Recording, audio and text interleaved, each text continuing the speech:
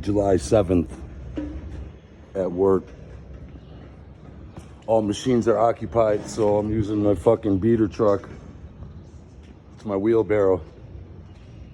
Go back and forth with garbage and metal to the cans and to the designated areas for where the shit goes. Got a lot done here. This is the one last building that's left.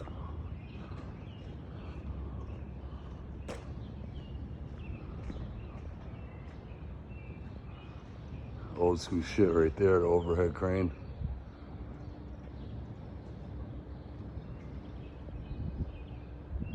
Still a lot of fucking work to do here.